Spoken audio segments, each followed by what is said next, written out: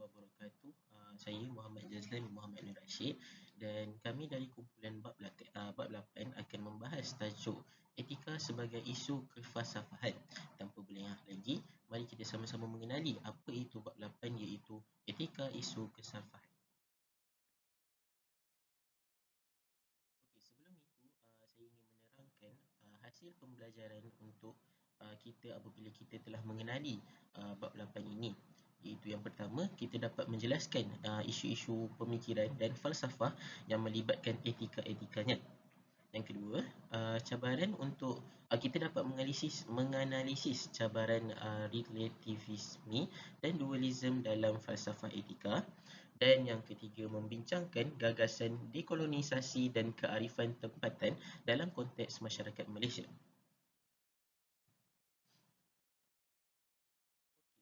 Apa itu dekolonisasi? Dekolonisasi. Okey. Untuk bab 8 ni kita akan ada dua bahagian, iaitu bahagian satu perbincangan tentang falsafah etika dan yang kedua dekolonisasi dan falsafah sejahtera. Untuk bahagian satu, kita dapat memahami apa itu maksud kolonisasi versus dekolonisasi. Yang kedua, kita dapat menghuraikan latar belakang dan kita dapat mendasari kolonisasi atau penjajahan. Yang ketiga, kita dapat menganalisis relativisme dan dualisme dalam falsafah etika. Dan untuk bahagian 2, kita dapat membangunkan falsafah sejahtera, iaitu berdasarkan kearifan tempatan, iaitu mempunyai dua konsep, iaitu nilai sepunya berdasarkan falsafah dan konsep sejahtera dalam segenap lapangan kehidupan. Okey, untuk latar belakang, apa maksud kolonisasi itu? So, kolonisasi ini adalah proses ataupun tindakan untuk menjadikan sesebuah tempat ataupun negara sebagai koloni, negeri atau tanah jajahan DPP. Tanah jajahan DPP. So, yang kedua, kolonisasi ini bermaksud kuasa-kuasa Eropah telah berjaya menguasai dan menyebarkan pengaruh atau hegemoni mereka dalam aspek fizikal, pemikiran, material, intelektual dan budaya. Selain daripada itu, mereka juga boleh mendapat pelbagai lagi kuasa-kuasa setelah mereka telah berjaya menguasai dan menyebarkan pengaruh mereka. Baik. Untuk proses penjajahan ataupun kolonisasi ini, ia terbahagi kepada dua, iaitu penjajahan wilayah. Sebagai contoh, terhakisnya bahasa dan tulisan Jawi. Kita kena tahu, the captive mind ataupun minda terjajah ni adalah salah satu kolonisasi yang telah berjaya dikuasai oleh negara-negara Eropah. Dan perkataan kolonialism daripada Eurocentrism, white man burdens, iaitu bermaksud import besar-besaran gagasan dari dunia barat dan ke masyarakat timur. Mereka tidak mempunyai pertimbangan matang tentang konteks sosial sejarah, sebagai contohnya masalah fundamental, ataupun mereka ni tidak mempunyai kemampuan untuk menjajah secara kritikal. Okey, seterusnya, mitos pribumi malas versus mitos hang tuah. Kita dapat tahu hang tuah ni sebuah cerita dongeng ataupun mitos yang kita tahu daripada cerita-cerita dulu, dan mitos ni adalah sebuah kekeliruan yang dilandasi oleh masyarakat Melayu sendiri, tapi bukan sahaja masyarakat Melayu, tapi ia melibatkan Filipina dan Jawa juga, untuk bekerja sebagai buruh dan kebun-kebun para kolonial. Hang Tuah adalah ikon jati diri pahlawan Melayu yang setia dan gagah perkasa digambarkan sebagai mitos dan legenda. Ini adalah macam infografi tentang dekolonisasi, penafi jajahan dan penafi baratan versus kolonisasi penjajahan pembaratan. Okey, seperti yang anda boleh lihat, ini adalah lakaran peta Kepulauan Melayu yang dilakarkan oleh pelayar Eropah sewaktu mereka ingin menguasai kolonisasi, menguasai negeri itu sebagai kolonisasi.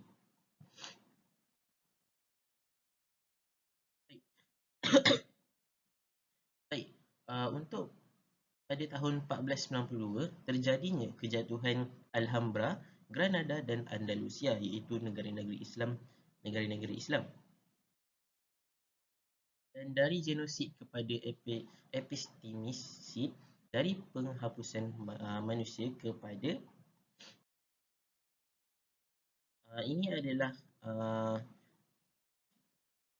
ini adalah infografik apa itu negeri-negeri Andalusia ataupun yang lain-lain selepas 700 tahun kerajaan Islam menapak di negara-negara tersebut. Dan ini adalah infografik tentang mereka yang mempunyai kolonisasi ataupun dalam masyarakat Islam di negara-negara Andalusia ataupun negara-negara bawahan penguasaan Islam. Sebelumnya kejatuhan pada 700 tahun yang lalu.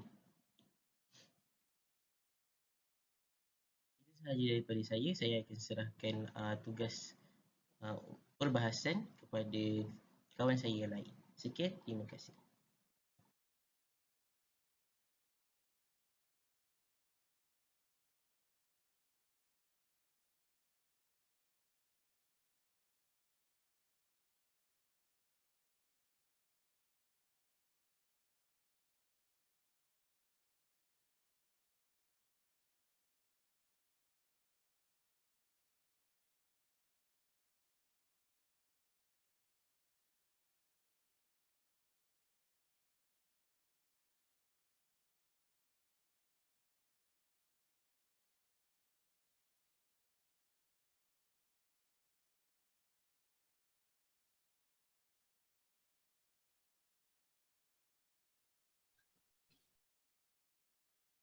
Okay, bismillahirrahmanirrahim. Assalamualaikum warahmatullahi wabarakatuh. Nama saya Izzat Fauzan dan saya akan menerangkan serba sedikit tentang bab 8. Okey, apakah etika dalam kehidupan yang sejahtera? Okey, bab kata Profesor Al-Atas, kesejahteraan, keyakinan diri terhadap kebenaran terakhir yakni al-haq dan penuaian amalan yang dikerjakan oleh diri iaitu berdasarkan keyakinan itu. Okey, kemudian ialah konsep etika dalam pelbagai agama. Okey, untuk agama Kristian, konsep etika ialah etika dalam Bible merujuk kepada sistem atau teori yang dihasilkan oleh kajian, tafsiran dan penilaian moral. Al-Kitabah termasuk kod moral, piawaian, prinsip tingkah laku, hati nurani, nilai, peraturan, kelakuan atau kepercayaan. Mementingkan kebaikan dan kejahatan dan benar dan salah. Okey, etika daripada pandangan Buddha pula, istilah untuk etika atau moral yang digunakan dalam agama Buddha ialah sila atau sila Pali. Sila dalam Buddhisme ialah salah satu daripada 3 bahagian jalan 8 lapis mulia dan merupakan kod tingkah laku yang merangkumi komitmen terhadap keharmonian dan menahan diri dengan motivasi utamanya ialah kekerasan atau kebebasan daripada menyebabkan bahaya. Ia telah digambarkan secara pelbagai sebagai kebajikan, disiplin, moral dan ajaran. Dan maksud etika dari pandangan agama Hindu pula, etika Hindu adalah berdasarkan premis bahawa kehidupan beretika adalah cara untuk kebebasan rohani. Berdasarkan kitab Veda, prinsip-prinsip etika Hindu wajib dipegang teguh oleh penganut-penganutnya. Bagi penganut Hindu, terdapat 4 matlamat dalam hidup, cinta atau kesenangan, kekayaan material, jalan dan pelepasan daripada penjebaan semula iaitu moksha.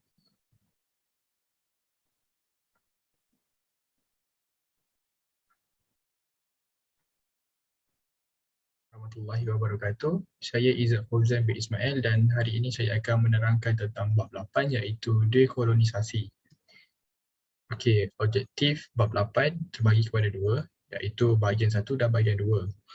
Sekarang ni kita dah masuk bahagian 2 iaitu dekolonisasi. So objektif bahagian 2 ialah membangunkan falsafah sejahtera berdasarkan kearifan tempatan, nilai sepunya berdasarkan falsafah, konsep sejahtera di dalam segenap lapang kehidupan. Latar belakang. Apakah maksud kolonisasi? Kolonisasi bermaksud proses, tindakan, perbuatan menjadikan sesuatu tempat, wilayah, negara sebagai koloni, negeri atau tanah jajahan. Kuasa-kuasa Eropah telah berjaya menguasai dan menyebarkan pengaruh atau hegemoni mereka daripada aspek fizikal, material, pemikiran dan intelektual, budaya dan sebagainya. Okey, mitos pribumi malas versus mitos hang tuah.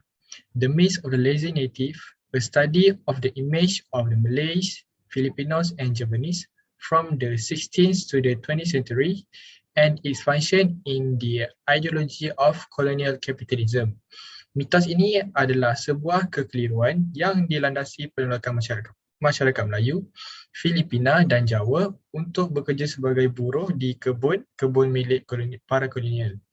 Hang Tuah pula ikon jati diri pahlawan Melayu yang setia dan gagah perkasa digambarkan sebagai mitos dan legenda. Dekolonisasi, penafi jajahan, penafi baratan versus kolonisasi, penjajahan dan pembaratan. Berikut merupakan lakaran peta Kepulauan Melayu yang dilakarkan oleh pelayan Eropah. Gambar ini menunjukkan kejatuhan Alhambra, Granada, Andalusia pada tahun 1492. Dari genosid kepada epistemicide, dari penghapusan manusia kepada penghapusan epistemologi ataupun sistem ilmu lain bermula pada tahun 1491. Penghapusan epistemologi ataupun sistem ilmu umat Islam dan Yahudi Andalusia. Berikut merupakan peta Cordoba, Portugal, Leon, Navarra, Castilla, Aragon, Granada selepas 700 tahun kerajaan Islam.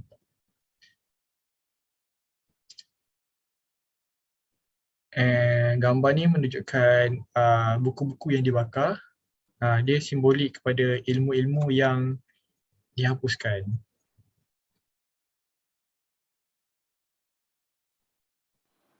Assalamualaikum warahmatullahi wabarakatuh. Nama saya Muhammad Aimafi bin Muhammad Fadi. Akan menerangkan berkenaan penghapusan epistemologi atau sistem ilmu dan budaya masyarakat pribumi di Amerika dan Kanada. Ini adalah contoh-contoh gambar Amerika dan Kanada.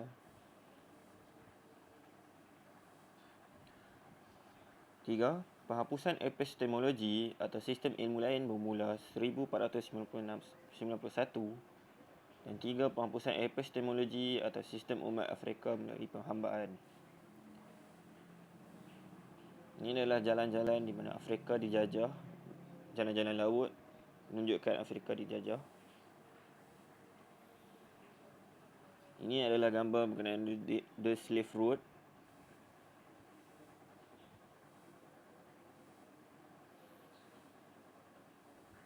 Ini menunjukkan Afrika dijajah dan ditempatkan di dalam kapal yang sempit. Gambar-gambar penduduk Afrika Selatan yang dijajah dan dijadikan hamba. Mereka digari di bahagian tengkuk dan sebagainya. Latar belakang modernisasi di Eropah, abad ke-15 dan 16, 1501 hingga 1600 Masihi. Zaman Renaissance, pemikiran medieval tradisional berubah kepada pemikiran terbuka liberal yang merujuk kepada pemikiran ahli fikir Greek dalam bidang falsafah, sastra dan pemikiran dan sebagainya. Zaman Renaissance sama dengan kebangkitan semula atau pembaharuan yang bermula dari Itali. Abad ke-17, 1601 hingga 1700 Masihi. Revolusi sains, kemajuan sains yang begitu pesat dan asas kemajuan sains dan teknologi masa kini. Asas ilmu sains yang berkembang hingga ke hari ini dan seterusnya menjadi asas kekuatan barat. Abad ke-18, revolusi industri di Britain. Kemudian ia merebak ke bahagian lain seperti Perancis, Jerman, Belanda dan lain-lain. Ciri-ciri modernisasi atau modernity iaitu revolusi pemikiran dengan gerakan Enlightenment, pencerahan di Eropah. Ahli-ahli falsafah seperti Immanuel Kant, John Locke dan David Hume menyumbang idea pemikiran rasional dan saintifik. Pemikiran rasional dan saintifik dapat membangunkan masyarakat Eropah yang lebih gemilang. Pemikiran sekular yang memisahkan agama pada perkembangan sains dan teknologi serta pemikiran rasional. Revolusi industri abad ke-19, revolusi industri kedua. Revolusi yang lebih hebat dengan peningkatan teknologi baru, telekomunikasi dan teknologi maklumat ICT, komputer, kereta automotif, mesin dan jentera kuasa elektrik, power industry dan ilmu fizik. Sains dan teknologi bergabung dalam menghasilkan pelbagai alatan teknologi yang canggih dan terus berkembang pesat pada abad ini, sehingga wujudnya bidang baru sains komputer, teknologi komputer dan internet. Barat mempunyai kuasa baru dari sains, teknologi dan militer menguasai seluruh dunia. Di bawah adalah contoh kenderaan yang dibuat oleh Henry Ford yang dikenali sebagai Ford. Implikasi modernisme dan hingga sekularisme. Perkembangan sains dan teknologi ini mempengaruhi aliran pemikiran masyarakat Eropah. Berlakunya perubahan daripada aliran lama medieval hingga ke tradisi dan agama. Seterusnya, modernisme melibatkan dua tokoh utama aliran pemikiran moden iaitu René Descartes, Perancis dan Francis Bacon berasal dari Britain.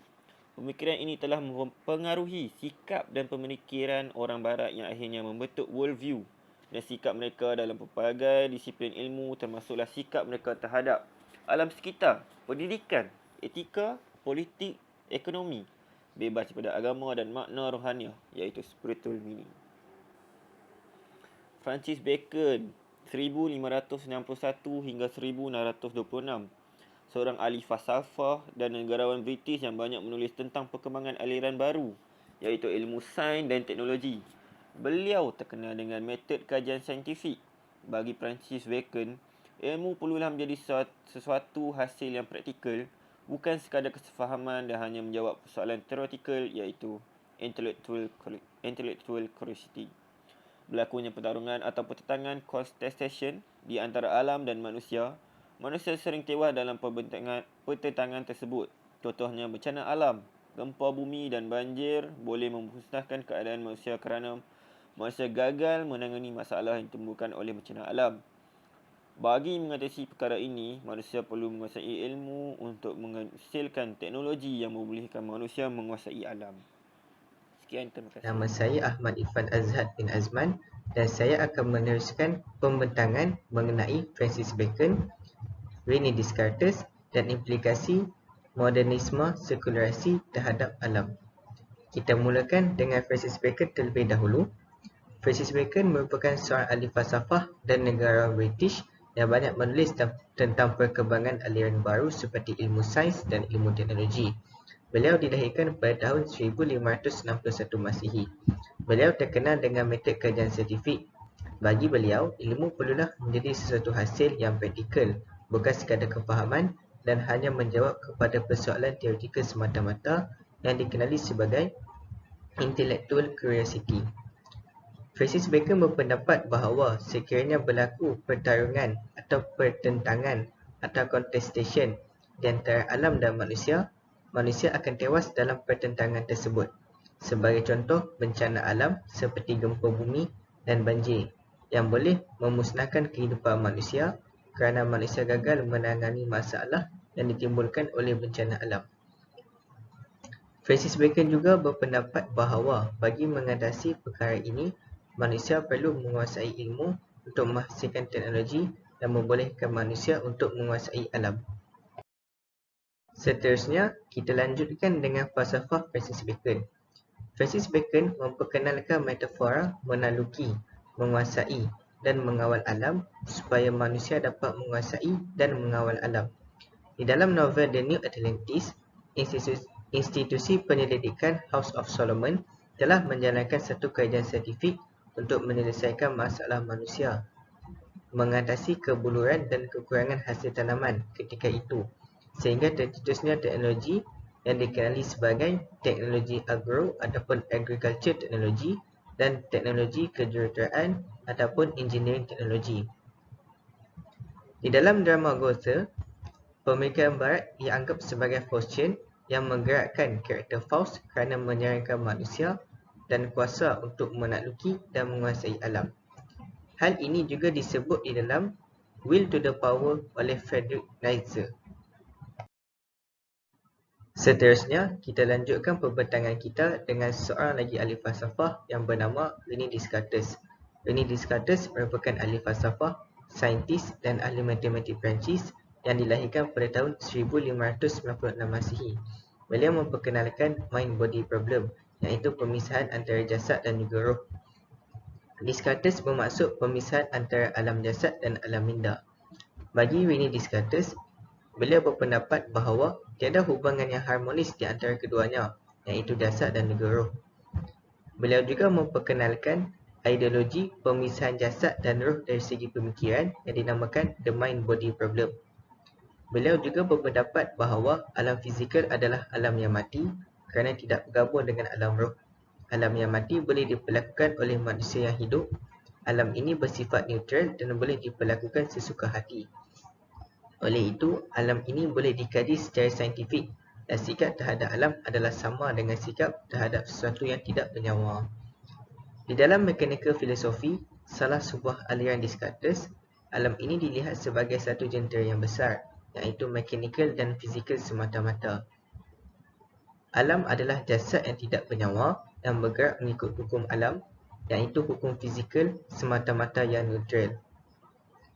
Alam juga adalah salah satu sumber ataupun resource untuk dieksploitasi oleh manusia hingga ke hari ini. Terdapat 4 falsafah di dalam falsafah René Descartes. Yang pertama, realiti asas yang wujud di dalam alam terbahagi kepada dua, iaitu res cogitans, yang ini minda manusia, dan res extensa, iaitu jasad dan juga fizikal. Falsafah yang kedua memisahkan aspek jasad dan minda manusia dan tiada hubungan yang harmonis di antara keduanya. Falsafah yang ketiga, alam sebagai satu yang neutral, mati, tidak bernyawa, tiada aspek enhancement, kesaktian yang begitu romantik dan nostalgik. Dan falsafah yang terakhir adalah alam bersifat profane dan bukannya sacred. Kita lanjutkan dengan implikasi falsafah René Descartes.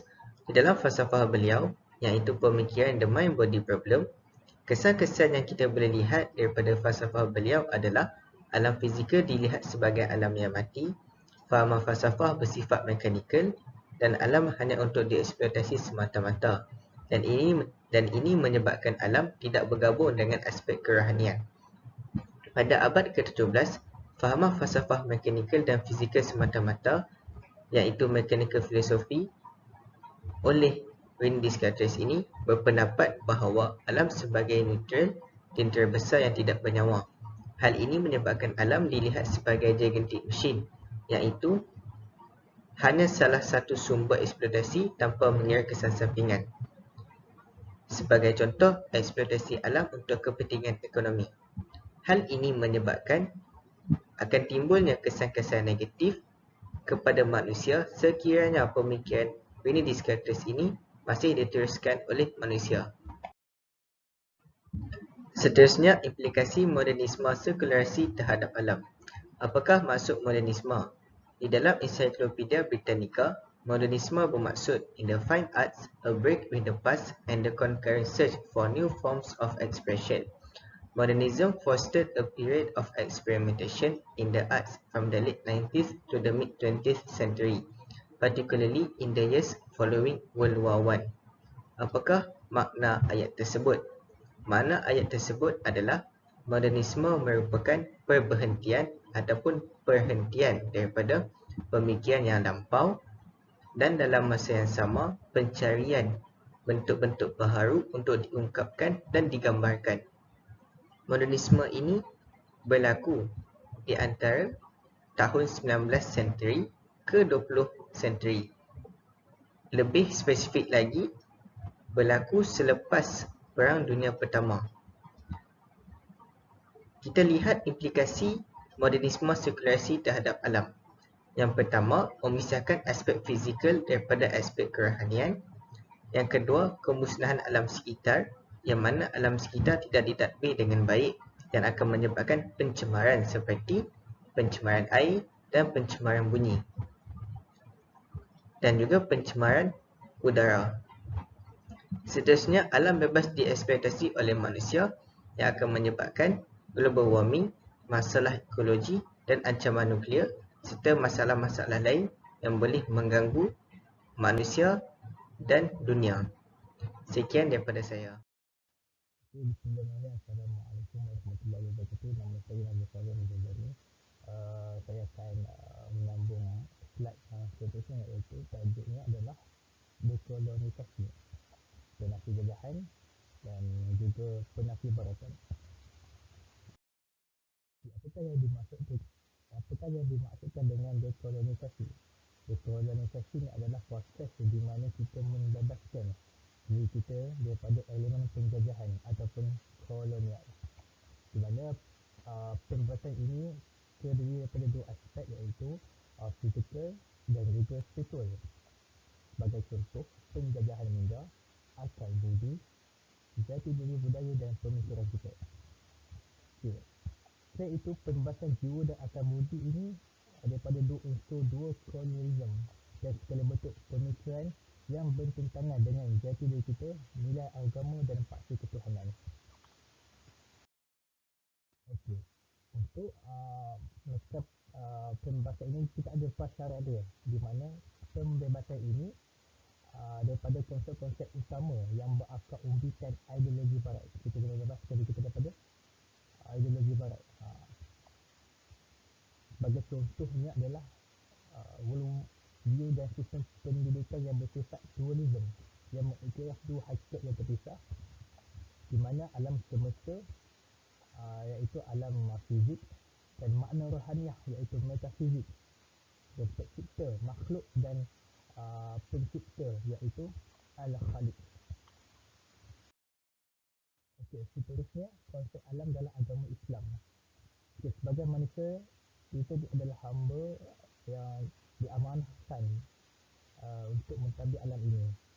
Kita juga ada di muka bumi ini, kita ada banyak makhluk, iaitu sepertinya haiwan, tumbuh-tumbuhan, dan kita diamanahkan dan kita mempunyai akal fikiran dan kita diamanahkan oleh Allah SWT untuk mentadbir alam semesta ini dengan sebaik-baiknya.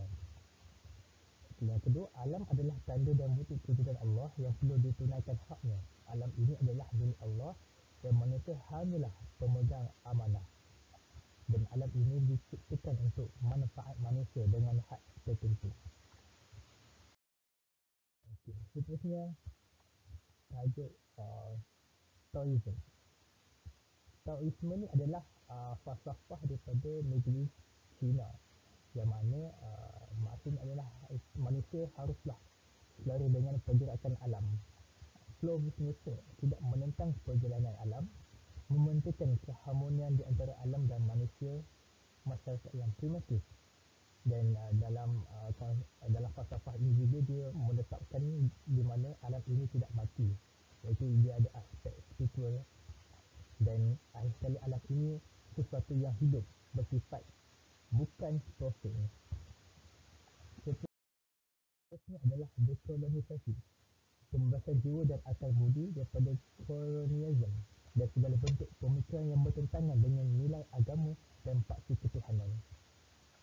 Okey, kita rujuk pada rujukan ini adalah daripada Al-Atas, Islam dan Sekularisme, surat 41 hingga 42. Membebaskan diri pertama sama segala daripada segala tradisi yang berunsurkan kuasa sihir, magik, mitologi, animisme, kebudayaan bangsa yang bercanggah dengan Islam, lalu membebaskannya daripada jeritan sekular yang membelenggu akal budi dan bahasanya.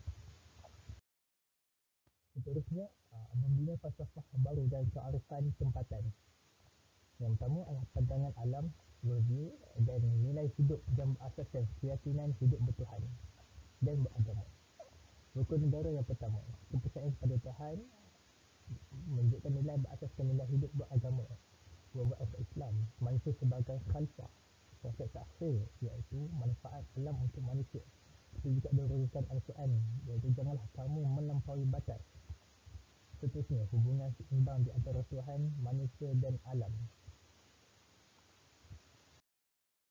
Okey, selain pada itu membangunkan pemikiran kita sendiri yang bersesuaian dengan pemikiran tempatan, iaitu kita akan mengikut acuan diri kita sendiri dengan daya intelek kita yang tidak dipengaruhi oleh falsafah asing, sebagai contoh falsafah Taoism daripada negeri China.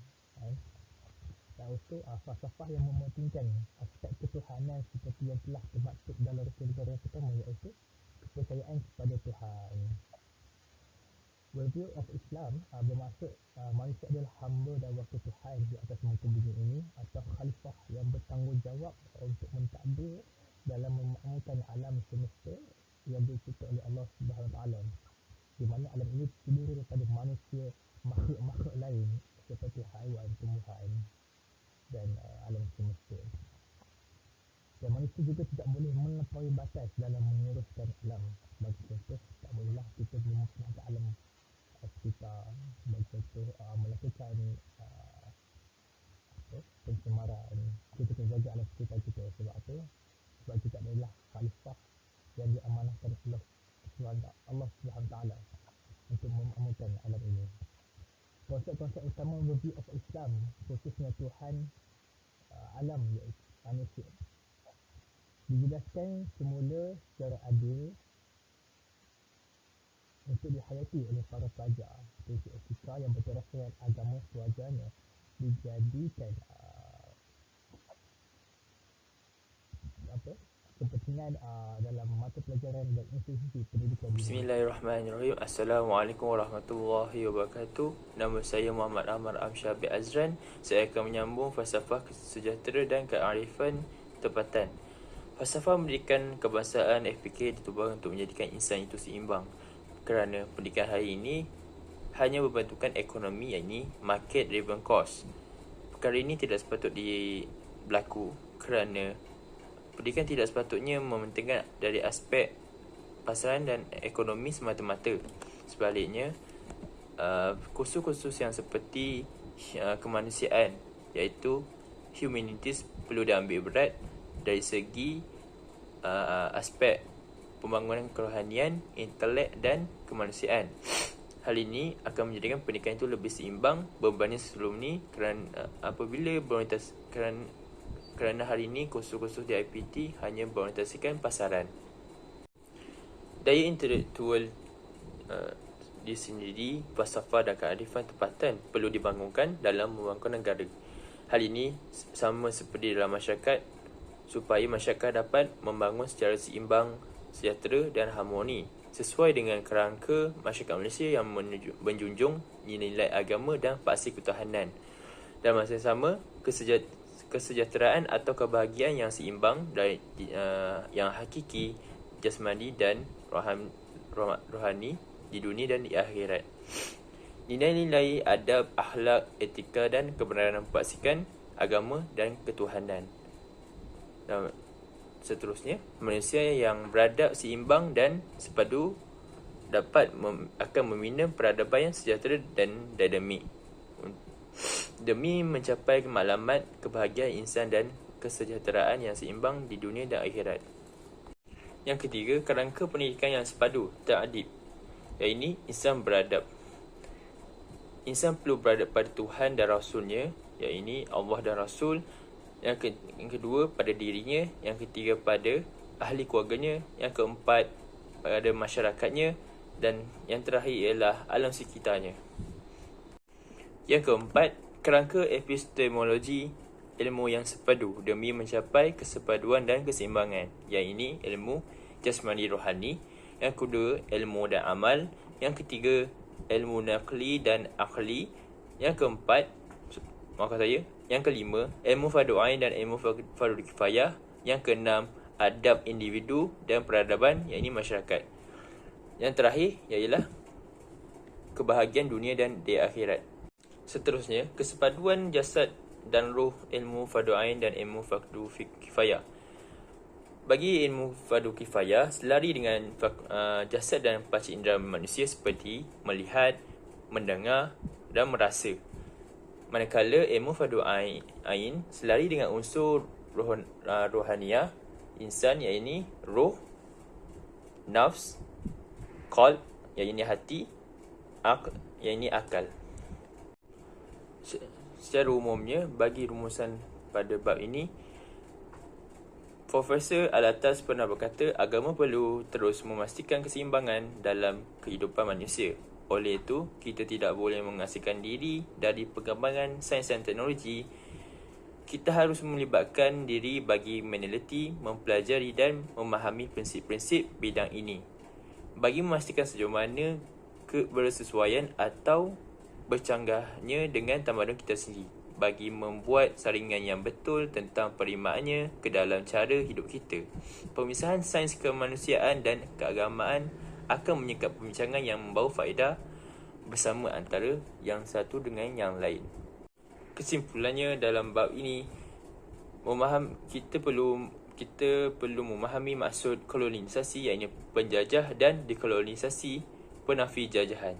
Yang kedua, rasionalisme dan imperialisme dalam proses penjajahan minda, positivisme. Yang ketiga, implikasi falsafah barat yang memisahkan makna rohani daripada alam dan manusia, iaitu nilai moral dan etika berbasikkan manusia dalam dan penafian metafizik. Yang keempat, pembebasan diri dan kemerdekaan yang hakiki ialah daripada unsur-unsur penjajahan, ideologi yang bertentangan dengan agama serta membina world view yang benar dan kearifan tempatan. Yang terakhir, kembali kepada prinsip dan jati diri sebagai seorang rakyat Malaysia yang hidup bertuhan. Bagi seorang Muslim, perlu kembali kepada keyakinan, sistem nilai jati diri dan kerangka worldview Islam berteruskan akidah, syariah dan akhlak bersumberkan Al-Quran, Sunnah, Rasulullah SAW dan ijma' para ulama' ahli sunnah wal jamaah. Sekian daripada saya. Terima kasih.